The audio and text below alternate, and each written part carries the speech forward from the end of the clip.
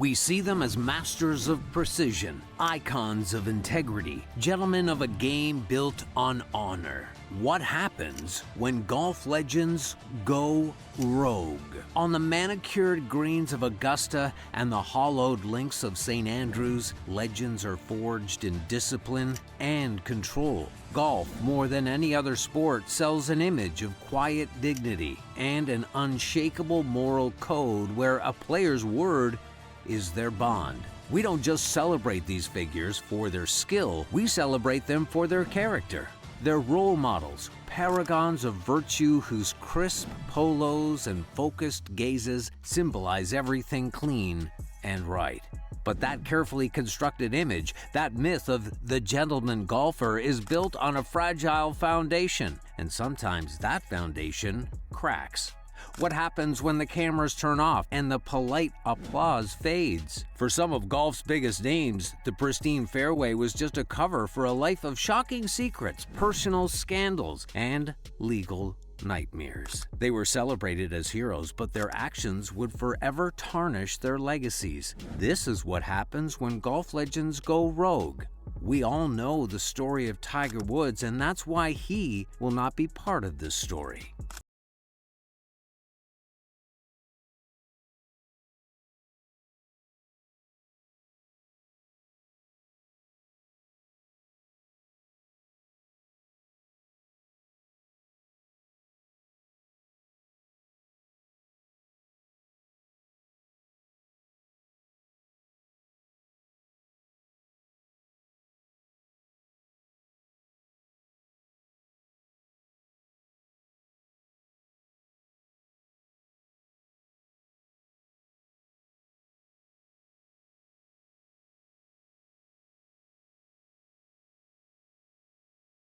Years, it was just whispers and locker room stories, but in 2016, those whispers became front-page news. The SEC filed a complaint accusing Mickelson of insider trading. They alleged he got a stock tip from notorious sports gambler Billy Walters. Walters, who had confidential information from the chairman of Dean Foods, allegedly urged Mickelson to buy stock in July of 2012. At the time, Mickelson reportedly owed Walters money from gambling debts. Mickelson bought $2.4 million worth of the stock, and just a week later, its price soared 40%. He walked away with a profit of $900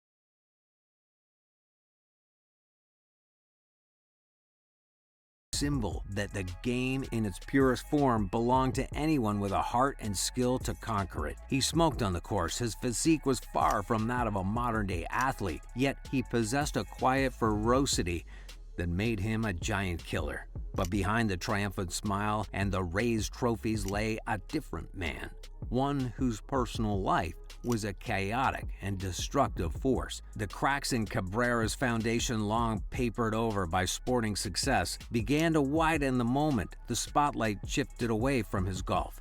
His life off the course was a tangle of failed relationships, financial disputes, and a volatile temper that he could no longer control.